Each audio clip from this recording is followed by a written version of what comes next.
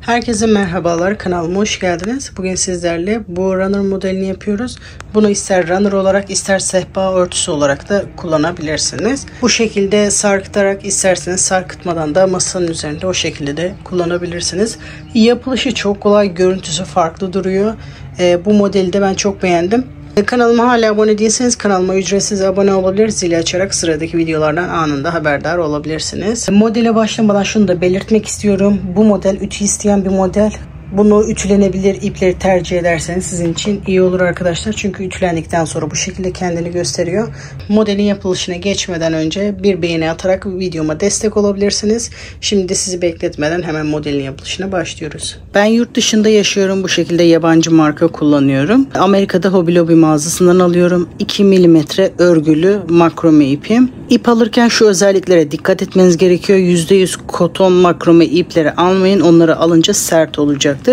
Bu şekilde yumuşak iple çalışmak istiyorsanız ipinizin arkasına bakıp bu şekilde karışım olması gerekiyor ki bu şekilde ipiniz yumuşak olsun. %46 koton, %40 polyester, %14 de rayon. Rayon olmayıp da sadece kotonla polyester karışık da olabilir. Bu yüzdelikleri birebir aynı olmasına gerek yok. Ben de her ip aldığımda bu yüzdelikler değişiyor. Ama polyesterle koton karışık ip alırsanız bu şekilde ipiniz yumuşak olur. Eğer bu şekilde ip bulamıyorsanız %100 normal koton ipleri de kullanabilirsiniz. Bu şekilde %100 koton ipleri de kullanabilirsiniz. Bu şekilde karışık ip bulamıyorsanız o zaman 1 mm koton makrome ipi deneyebilirsiniz. O biraz daha ince ve yumuşak olacaktır. %100 2 mm koton makrome ipler sert olacak. Onu da burada belirtmek istiyorum. Modele zincir çekerek başlıyorum. Taban kısmı için 55 zincir gerekli. Gördüğünüz gibi şu taban kısmı için 55 zincir gerekli. Daha önceki videolarımı izleyenler bilir. Ben genelde hep bu şekilde ekstra zincir çekip bunu sökerim. 55 taban için gerekli ekstra zincir çekerek modele başlayabilirsiniz. Fazlalığı sökebiliriz. Şimdi zincir çekmeye başlıyorum. 1, 2, 3, 4, 5, 6, 7, 8, 9, 10, 11, 12, 13, 14, 15, 16, 17, 18, 19, 20.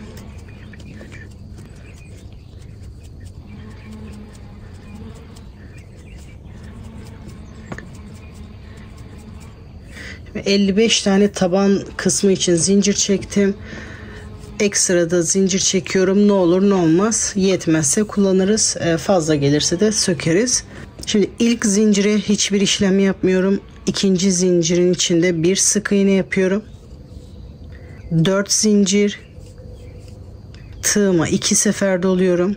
1, 2, 3. zincirin içinde üçlü trabzan yapıyorum. Sırasıyla doladıklarımı en son ikisini birlikte yapıyorum. 5 zincir yaparak başlıyoruz. Tığıma 2 sefer doluyorum. Şimdi bu trabzanın üzerine trabzan yapmaya başlıyoruz. Sırasıyla doladıklarımı en son ikisini birlikte. Arada bir zincir. Tığıma 2 sefer doluyorum. Tekrar aynı trabzan üzerinde. Üçlü trabzan. Bir zincir. Bu şekilde trabzan olarak 4 tane, bu zincirde sayarsak 5 tane oluyor. Tekrar aynı trabzan üzerinde bir trabzan. Bir zincir, tekrar 2 sefer doluyorum. Aynı trabzan üzerinde bir trabzan daha yapıyorum. Bir zincir. Şimdi aşağıdan tekrar 1, 2, 3, 4 zincir bırakıyoruz. 5. zincirin üzerinde bir sık iğne yapıyoruz. 4 zincir. Sıramı bu şekilde dönüyorum. Bakın burada yaptığımız trabzanların birincisi değil, İkinci trabzanın yanında boşlukta bir sık iğne yapıyorum. 5 zincir. Şu anda yaptığımız 5 zincir, buradaki 5 zincir. Tığıma 2 sefer doluyorum. Şimdi bu zincirin üzerinde trabzan yapmaya devam ediyoruz. 1, arada bir zincir. Tığıma 2 sefer doluyorum. Tekrar bu zincir üzerinde bir trabzan daha. Bir zincir. Tığıma 2 sefer doluyorum. Tekrar bir trabzan. bir zincir, tığıma 2 sefer doluyorum. Bir trabzan daha yapıyorum. İlk zincirle birlikte toplamda 5 oluyor. Bir zincir, 1 2 3 4 zincir atlıyoruz. 5. zincirde bir sık iğne. Başlangıçta bu şekilde yapıyoruz. Bundan sonrakileri hep bunun gibi yapıyoruz. Şimdi bir sefer daha göstermek istiyorum. 1 2 3 4 zincir, tekrar sırayı geri dönüyoruz. Birinci trabzan değil, ikinci trabzanın yanında boşlukta bir sık iğne, 5 zincir, tekrar dönüyoruz. Buradaki gibi trabzan yapmaya başlıyoruz. 2 sefer tığıma doluyorum bu zincirin üzerinde. Bir trabzan, arada bir zincir, tekrar aynı boşluk üzerinde bir trabzan, bir zincir, tekrar bu boşluk üzerinde bir trabzan, bir zincir, tekrar bu boşluk üzerinde bir trabzan. İlk zincirle birlikte toplamda 5 tane oldu. Bir zincir, tekrar aşağıdan 1 2 3 4 zincir atlıyoruz. 5. zincir üzerinde bir sık iğne yapıyoruz. 4 zincir, bakın sırayı dönüyoruz. En son yaptığımız bu trabzanların bir değil, ikinci trabzanın yanında bir sık iğne. Tekrar bu işleme başlıyoruz. Hala soru işareti varsa videoyu geri alarak buradan tekrar izleyebilirsiniz. Şimdi bu şekilde sıra sonuna kadar yapıyoruz. Benim yaptığım kadar zincir çektiyseniz bunlardan toplamda 10 tane olacak. Sıra sonuna kadar yapalım. Şimdi sıra sonuna kadar yaptım. Toplamda 10 tane yaptım. Sıra sonunda da 1 2 3 4 tane atlıyorum. 5.'nin üzerine bir sık iğne yapıyorum. İlk sırası bu şekilde bitiyor. Tekrar 4 zincir, sıramı dönüyorum. Az önce battığımız yere 1 2 ikinci trabzanın yanındaki boşlukta normalde sık iğne batıyorduk. Şimdi burada bir trabzan yapıyoruz. Bu kenar kısmı düz durması için gördüğünüz gibi burada fazlalık zincirimizi sökebiliriz.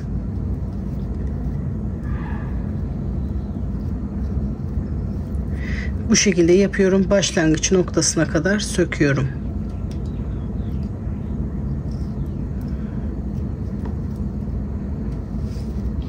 Şimdi 7 zincir 7 zincir yaptıktan sonra buralarda dönerken dönüş için 5 zincir yapmıştık.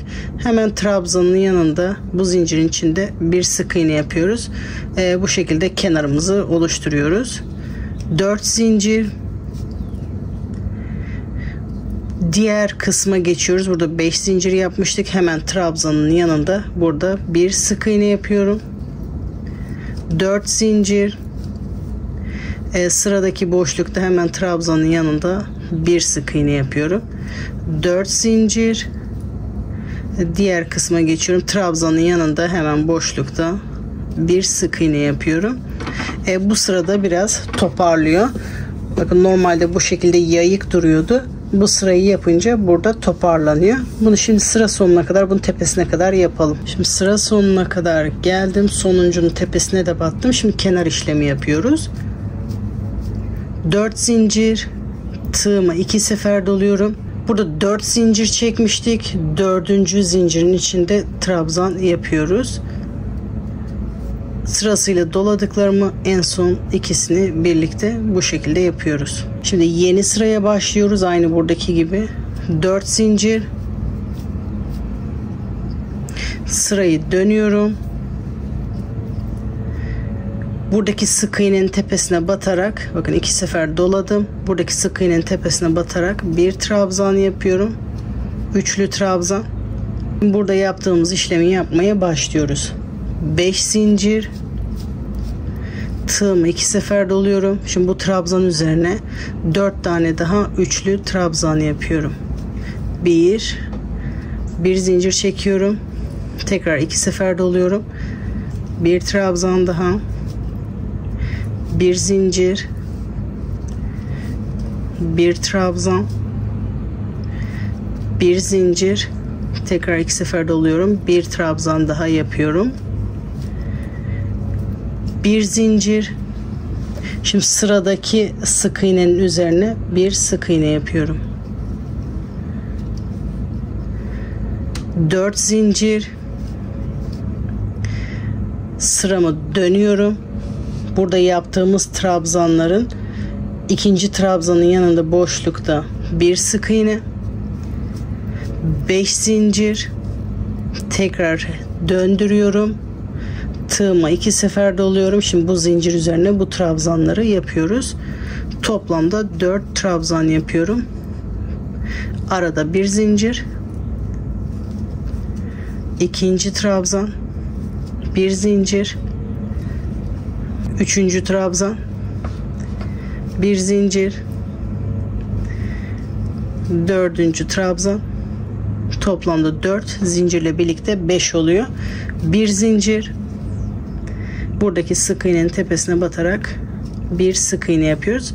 4 zincir çekerek tekrar sırayı dönüyoruz. İkinci trabzanın yanında boşlukta bir sık iğne. Burayı da aynı buradaki yaptığımız işlemi yapıyoruz. Bunu da sıra sonuna kadar yapalım. Şimdi buraya kadar geldim. Buraya gelince sanki sıra sonuymuş gibi görünüyor. Bakın toplamda 2, 4, 6, 8, 9, bir tane daha yapmam gerekiyor. Çünkü ilk sırada 10 tane var. Bu sıra sonundaki bu görüntü sizi yanıltmasın. Burada da son bir tane yapıyoruz. 4 zincir, sırayı dönüyorum, aynı buraya batıyorum. 5 zincir, sırayı dönüyorum. Şimdi burada trabzanlarımı yapmaya başlıyorum. 1, toplamda 4 tane yapıyorum. 2, 3, sonuncuyu yapıyorum ve 4. Şimdi bir zincir çekiyoruz. Normalde buralarda sık iğne vardı, oralara batıyorduk ama şimdi burada dördüncü zincirin içine batıyoruz. 1, 2, 3 ve 4. Buraya bir sık iğne yapıyoruz. Şimdi yeni sıraya 4 zincir çekerek başlıyorum. Sıramı dönüyorum. Aynı buraya batıyoruz. Buradaki gibi trabzan yapıyoruz ki bu kenar işlemi düz olsun. Sık iğne yapınca bu içeri doğru çöküyor. O yüzden ikinci trabzanın yanında bir trabzan. Aynı buradaki gibi 7 zincir yapıyoruz. 6, 7.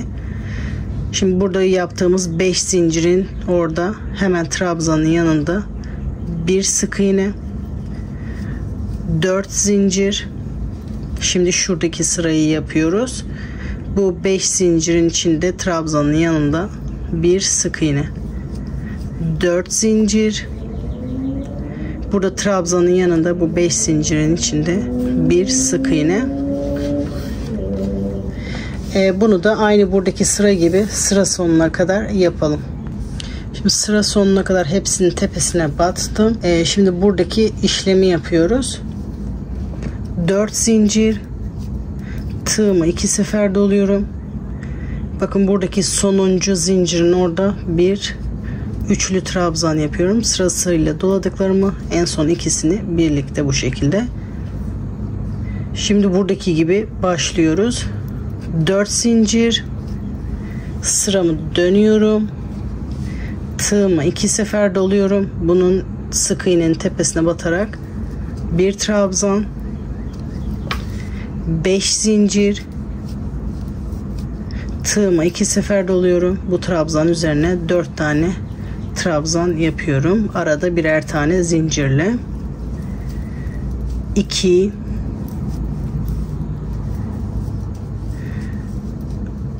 3 ve 4. Bir zincir, sıradaki sık iğnenin üzerine batarak bir sık iğne yapıyoruz. Son bir tane daha göstermek istiyorum. 4 zincir, sırayı dönüyorum. İkinci trabzanın yanında bir sık iğne, 5 zincir, sıramı dönüyorum. Şimdi bu zincir üzerinde 4 tane üçlü trabzan yapıyorum. Aralarında birer zincir çekerek 1 2 3 ve 4 bir zincir çekerek, bakın sıradaki sık iğnenin tepesine batarak bir sık iğne yapıyorum.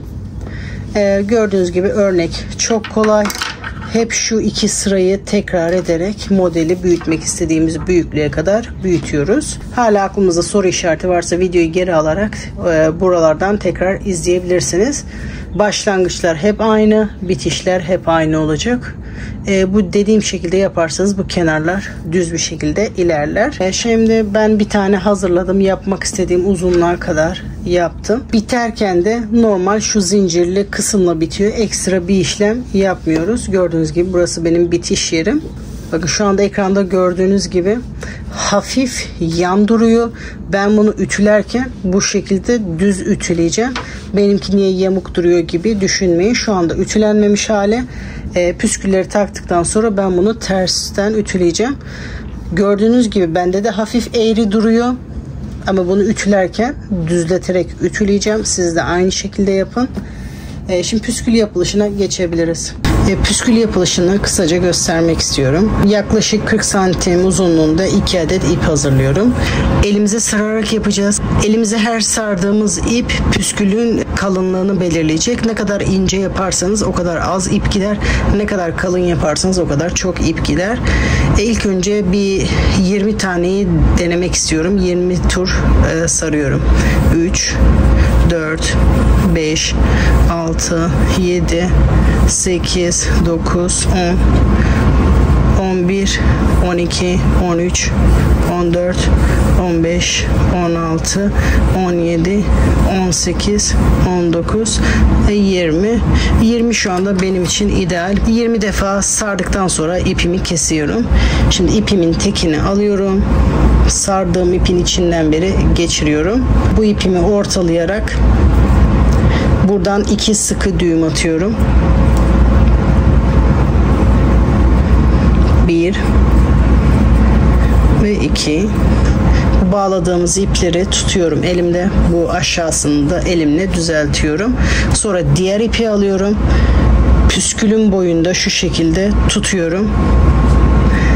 Yukarıdan yaklaşık 1-1,5 santim kadar mesafe bıraktıktan sonra elimi burada hiç bırakmıyorum ip kaçmasın diye bu sardığım ipi tutuyorum.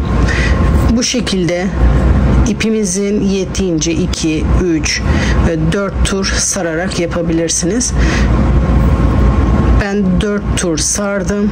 Bakın ipin diğer ucuyla şu anda sardığım ipleri tutuyorum açılmasın diye. Bu iplerle 2 sıkı düğüm atıyorum. 1 ve 2. Şimdi bu bağladığımız ip kötü görünmesin diye bu sardığımız ipin arkasına doğru çekeceğiz. Aşağıdan yukarı doğru tığımı geçiriyorum. İsterseniz sırasıyla, isterseniz ikisini birden tığ yardımıyla ipin arkasına doğru çekiyorum. Bakın düğümü bu ipin arkasına doğru çekiyorum. Bu şekilde daha iyi duruyor. Hem de bu ipler kalkık durmuyor. Böyle iyi duruyor. Şimdi püskülümüzün boyunu düzeltiyoruz. İlk önce katlarını ayırıyorum.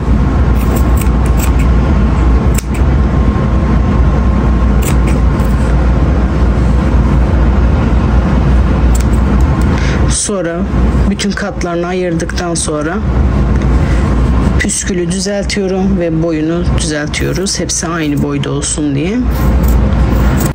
Şimdi püsküllerim hazır. Dilerseniz sade bir püskül de takabilirsiniz. Benim gibi ahşap boncuk da takabilirsiniz. Ben bu sık iğnelerin olduğu yere sırasıyla püskül takacağım. Bu şekilde de ahşap boncuk kullanacağım. Boncuğum 19 milimetre. İlk önce iplerimi boncuğun içinden geçiriyorum. Sonra bu sık iğnenin tepesinde ipimin tekini geçiriyorum.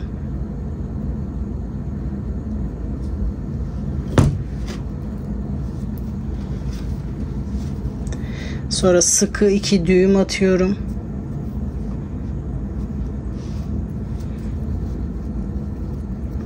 Bu ipleri dilerseniz arkalarda saklayabilirsiniz. Dilerseniz benim gibi boncuğun içine doğru da çekebilirsiniz. Bu şekilde yapınca daha temiz duruyor.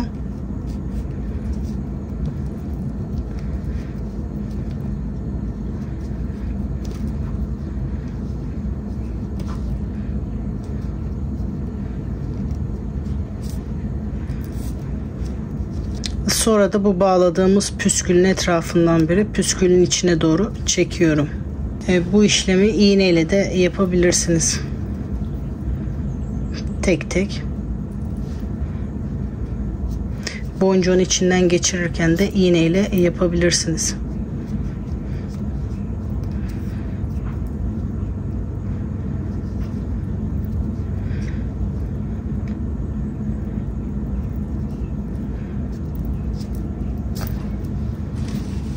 Sonra ip püskülden uzunsa fazlalığı kesebilirsiniz. Aynı şekilde de başlangıçta da bu sık iğneleri battığımız yerlere sırasıyla takıyoruz. Şimdi bütün püsküllerimi takıyorum. Bu dantelimi tersten ütülüyorum. Bakın burası düzü. Burası tersi. Tersten ütüleyip size bitmiş halini gösteriyorum. Runner'ımı ütüledim. Sehpanın üzerine serdim. Size video aşamasında bahsetmiştim. Bu şekilde düz durması için ütülerken onu düzelterek ütüleyeceğim de, yoksa yan duruyordu. Sizinki de o şekilde olabilir. Ütüledim. Ütüleyince bu şekilde düz durdu. Püskülleri biraz sık taktım. Siz bunu isterseniz birer tane aralardan azaltabilirsiniz. Bunu çok fazla masanıza sarkıtmadan o boyda yaparsanız sizin için iyi olur. Çünkü bu kadar çok püskül takınca ağırlık yaptı, runner'ı çekiyor. O yüzden ben şu anda kısa serdim. Gördüğünüz gibi oradan da katladım. Bunu yapacak olan arkadaşlar kısa yaparsanız sizin için daha iyi olur. İsterseniz çok az böyle bir sıra sarkıtarak, İsterseniz masanın üstünde kısa olarak da yapabilirsiniz. Bunu sehpa örtüsü ve runner istediğiniz alanlarda kullanabilirsiniz. Hatta bundan omuz şalı bile yapabilirsiniz. Sayfamda paylaştığım örnekleri tek alanda değil, farklı alanlarda kullanarak farklı işlemler yapabilirsiniz. Gördüğünüz gibi bu ölçülerdeki bir runner yaklaşık 120 uzunluğunda, en iyisi yaklaşık 36 santim civarında. Bu ölçülerdeki bir runner için yaklaşık 300 metre ip gitti püskülsüz haline. Püskülleri ne kadar büyük ve ne kadar çok sık yaparsanız bu ölçüler değişecektir. O yüzden bu ölçüleri püsküllere katmadım. Sadece runner kısmı 120 santim. Bu ölçülerdeki bir runner'a yaklaşık 300 metre kadar ip gitti. Bunu istediğiniz iplerle yapabilirsiniz. Normal %100 koton ipleri de tercih edebilirsiniz. Umarım bu video sizler için faydalı olmuştur. Kendine yapacak arkadaşlara iyi günlerde kullanmak dileğiyle, satış yapacak arkadaşlara hayırlı bol kazançlar diliyorum. Hala abone değilseniz kanalıma ücretsiz abone olabilir. Zili açarak sıradaki videolardan anında haberdar olabilirsiniz arkadaşlar. Videomun daha çok kişilere erişmesi için, ben de emeğimin karşılığını alabilmem için bir beğeni atarsanız sevinirim arkadaşlar. Yapacak arkadaşlara kolay gelsin. Sıradaki videolarda görüşmek üzere.